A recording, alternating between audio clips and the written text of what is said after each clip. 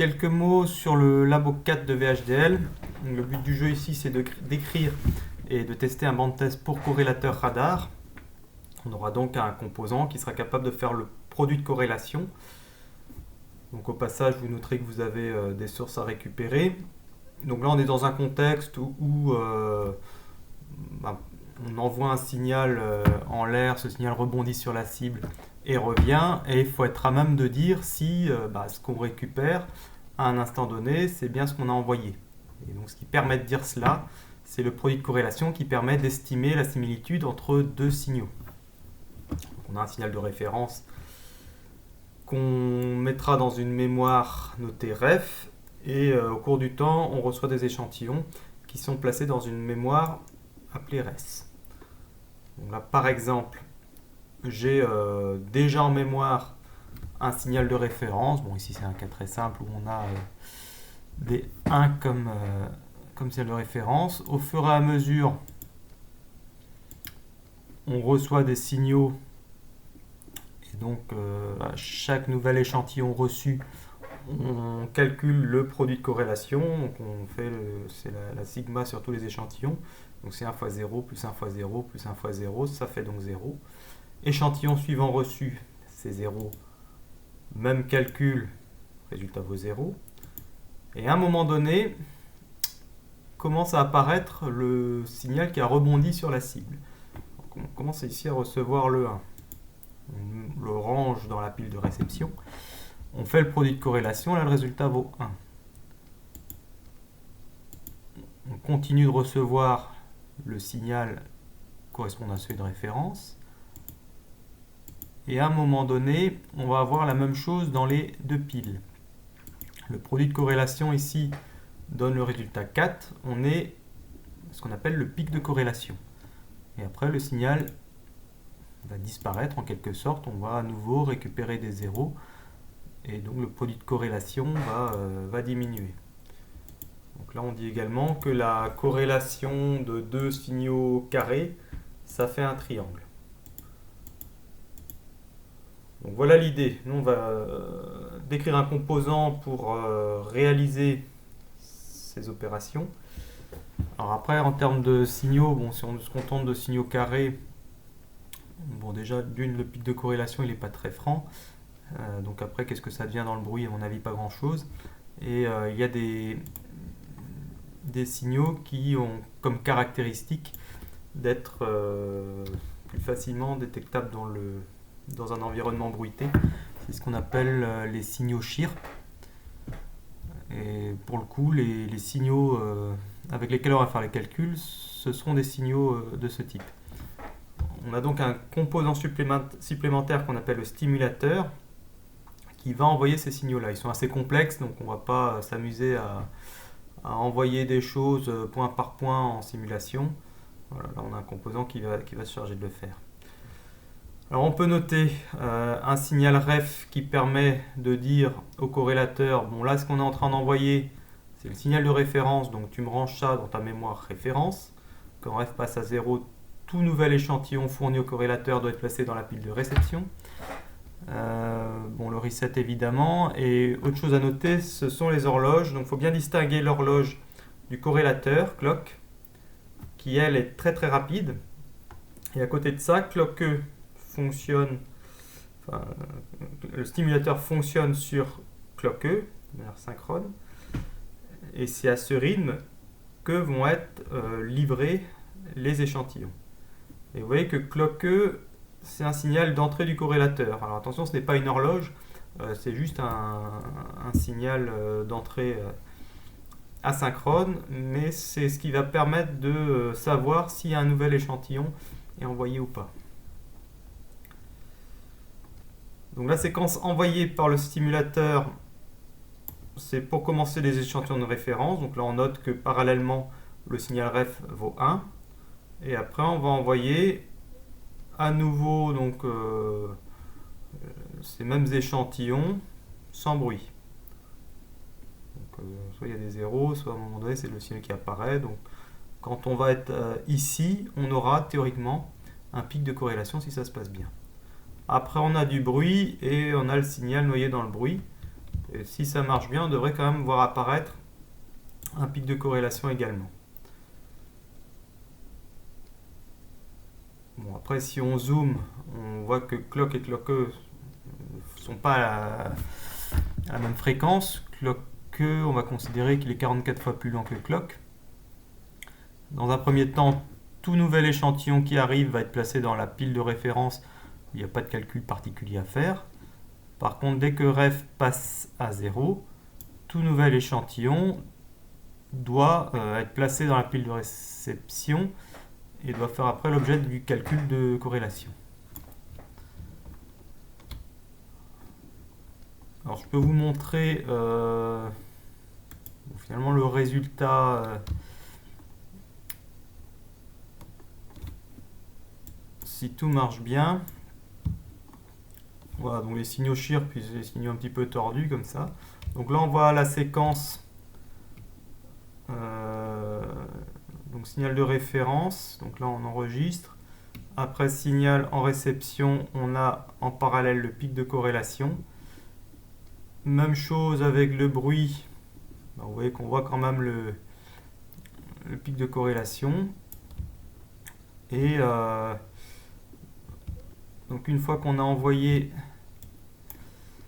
un signal shear pour modifier un paramètre de ce signal, et on fait les mêmes calculs. Alors comme le shear c'est un cosinus quelque chose et qu'à un moment donné il y a un paramètre dans le cosinus qui vaut 0, cosinus 0 ça fait 1, donc on se retrouve avec un signal carré. Et là on voit apparaître le fait que la corrélation de deux signaux carrés c'est un triangle. Donc si ça fait une sorte de patate, c'est qu'il y a un problème. Donc il faudra bien vérifier, bien tester avec ce paramètre. Alors maintenant on regarde dans le corrélateur ce qui s'y trouve. Alors on a une architecture de type processeur. Autrement dit, on a une unité de calcul et un séquenceur, donc en l'occurrence notre machine d'état. Les échantillons arrivent dans des in. Donc pour savoir où est-ce qu'il faut ranger, est-ce qu'il faut mettre ça dans la pile de référence ou la pile de réception, bon, on a le signal ref ici en entrée du corrélateur qui permet de faire le tri. Les piles, on va considérer, alors après c'est vous qui voyez, on peut très bien avoir des mécanismes de pointeur et tout ça, mais ça, de registre pointeur, mais ça risque de compliquer les choses. Je vous conseille de dire qu'une pile c'est un tableau.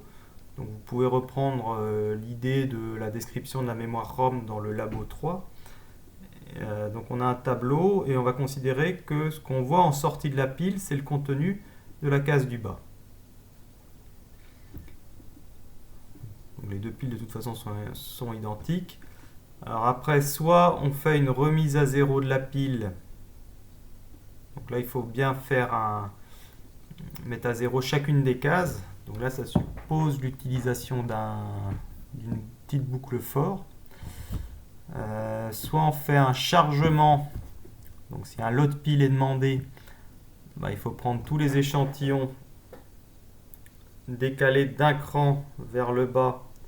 Donc là, on perd un échantillon. On dit que le plus vieux il est là, le plus jeune il est là. Donc on écrase le plus vieux et on enregistre le nouvel échantillon en haut de la pile. Donc le plus jeune il est en haut. Et si jamais on fait une rotation, donc si le signal rotate vaut 1, c'est pour réaliser le calcul de corrélation et il faut multiplier, accumuler tous les échantillons se trouvant dans les piles.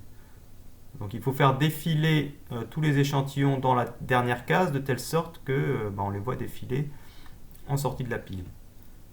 Donc là on est dans le cas où il faut prendre l'échantillon du bas, le mettre de côté, tout décaler d'un cran vers le bas, et ce qu'on a mis de côté, il faut l'écrire en haut. Donc là ça suppose, et ce dans un même process. Et donc là on est dans un rare cas où on a besoin de variables. Je vous invite à revoir cette notion. Donc une variable peut être donc elle se déclare dans un process et ça permet d'enregistrer quelque chose dans le process et dans ce même process de réutiliser la valeur. Donc à bien tester hein, la pile, parce que s'il y a quelque chose qui ne marche pas après, ça vient probablement de là. Bon, le multiplieur, c'est ici la sortie reçoit l'entrée E1 fois E2, ça c'est une ligne. Pareil pour l'additionneur. Et les registres, ils n'ont rien de particulier, si ce n'est qu'ils peuvent quand même faire une extension de format. J'entends par là que les données sont des données signées au format 1.7 sur 8 bits. Donc la multiplication, qu'on le veuille ou non, ça double le format. Alors là, on va considérer qu'on garde systématiquement toutes les valeurs après la virgule.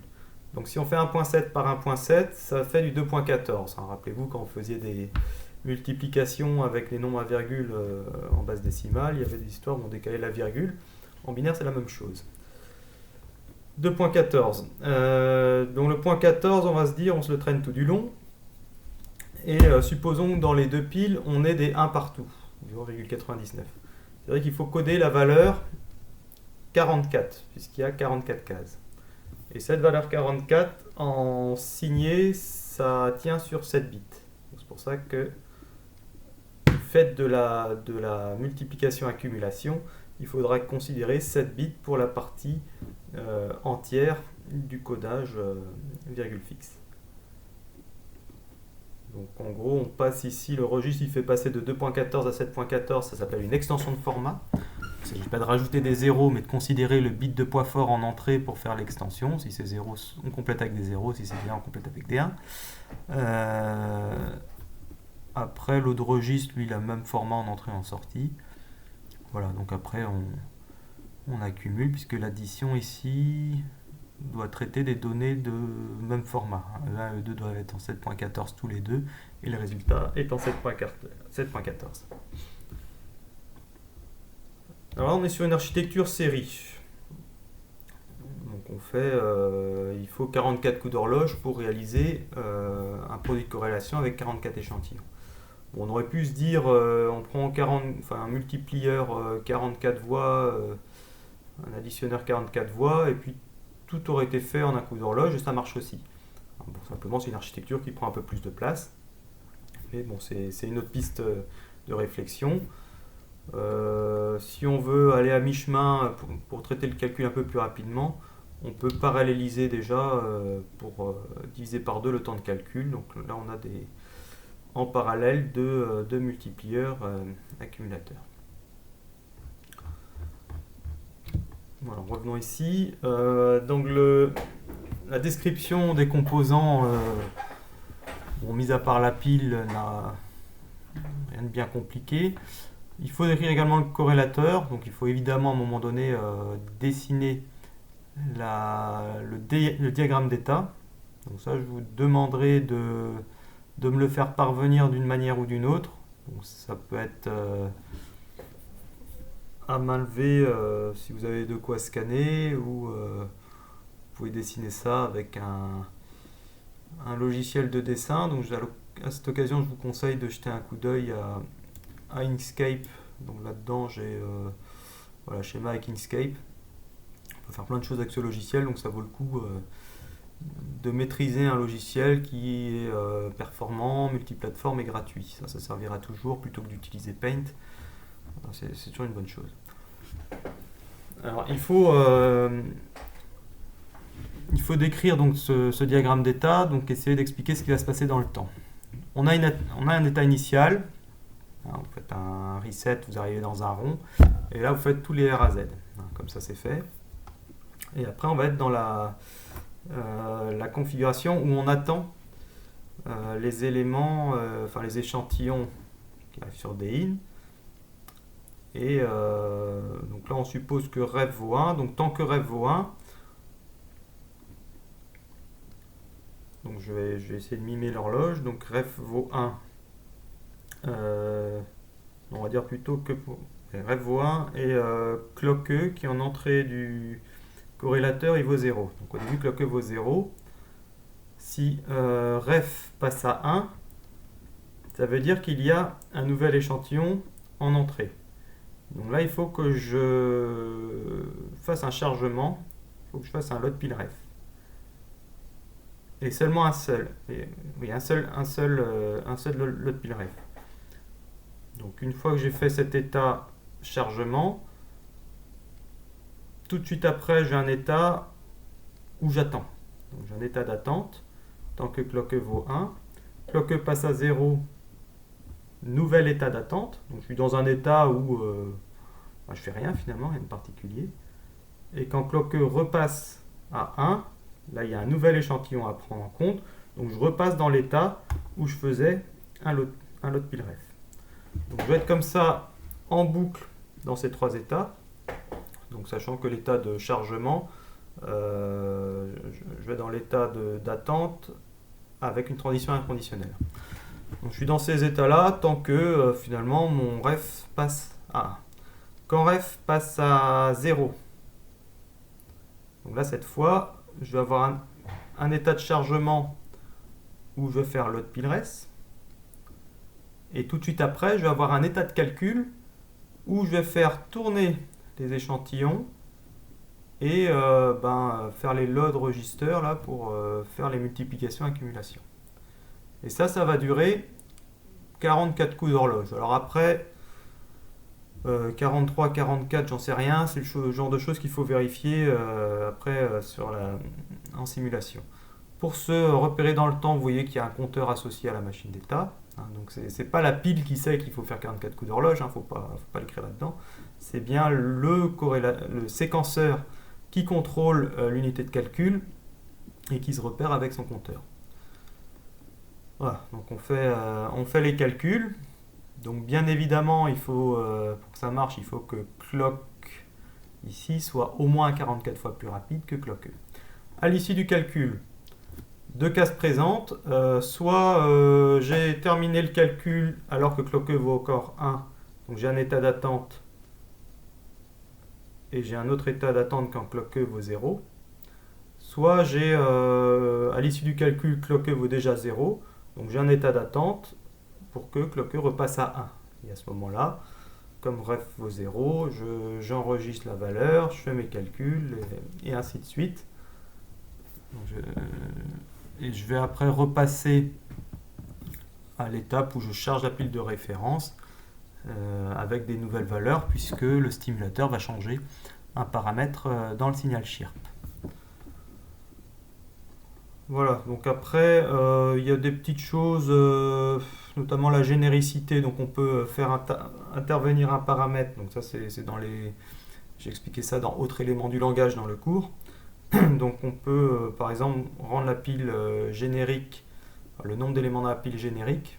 Donc en gros on donne un paramètre qui permet d'écrire en fonction de ça notre composant.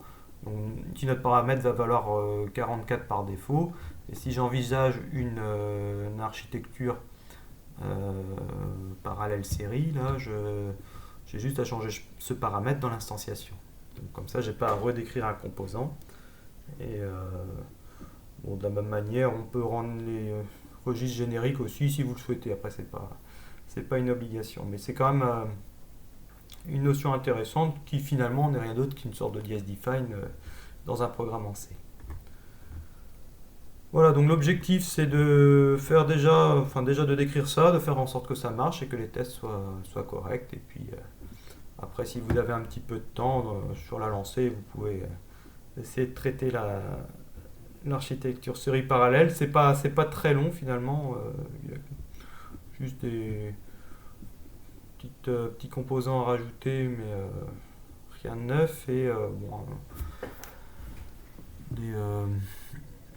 des paramètres génériques à changer, et puis bon, la machine d'état est modifiée un tout petit peu également.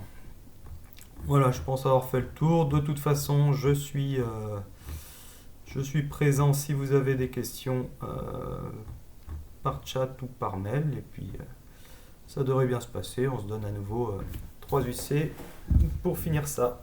Allez, bon courage.